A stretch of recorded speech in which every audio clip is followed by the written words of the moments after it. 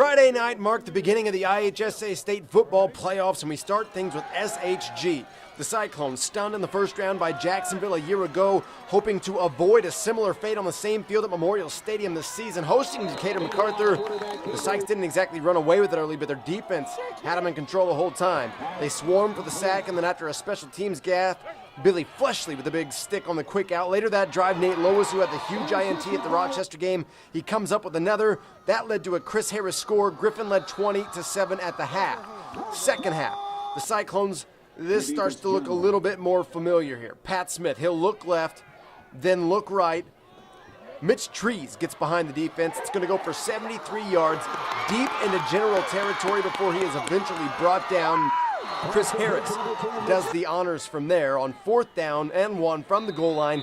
Griffin moves on 47-7 the final from Memorial. First of all, Greg Wilson and Daryl McMath, they talked to me before the game, and they was just telling me, go out and play your hardest. This isn't my last year, but this is the seniors' last year, so he wanted me to just go out and play my hardest so we can get past this first round and accomplish what we didn't accomplish last year. Yeah, especially happened last year, and we didn't want that to happen again. Now we've been talking about the road to 5 since last week's game, and we got 4 more, and we're excited to get on that trip. A lot of our guys just pulled it together. We had a lot of mental mistakes, and the coaches just gave us words of wisdom, and they told us to play hard and keep going and fight strong. Rochester 7-2 record earned them a less than friendly first round matchup with QND, the team they'd eliminated from the postseason each of the last 2 years. The Raiders thinking maybe with all the seniors gone from Rochester, this was their year. It looked like it might be early. First QND possession results in a touchdown run. 7-0.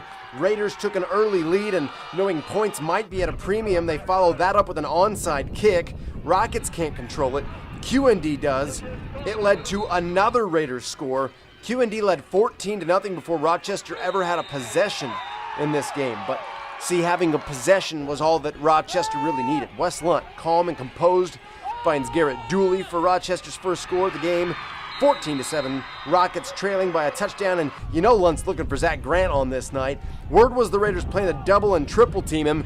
Just line your whole defensive backfield up against him. See how that works. The first of these catches goes for a score. The second, this one, would come up just a couple yards short, but since Grant earned it, he's going to get the call just moments later on the end around. He can catch passes, he can run it. Rockets take the lead. And these two weren't done. 432 yards, 5 touchdowns from Lunt. Grant caught 10 balls for 238 yards, 3 total touchdowns. Rochester ends QND season again 56-35. Finally, the 2A level, Williamsville and Gillespie meeting in the first round for the 3rd straight season. The Bullets won the first 2. They get a win on Friday as well. First drive, Nick Rossetti to Clinton Fletcher. That's a first down for Williamsville. Next play, Rossetti gives it to Dalton Strozier. He keeps his balance. It's another first down. Bullets marching. Later that drive, this is why Rossetti's so dangerous. The defensive end strings the play out, but Rossetti gets positive yardage anyway. 2 plays later then, on 3rd and short, who are you going to call? Rossetti, obviously. Another first down, keeps the chains moving for the Bullets. It would set up Strozier, who would pinball his way into the end zone. The Bullets going to advance. They get a decisive 56-28 win on Friday.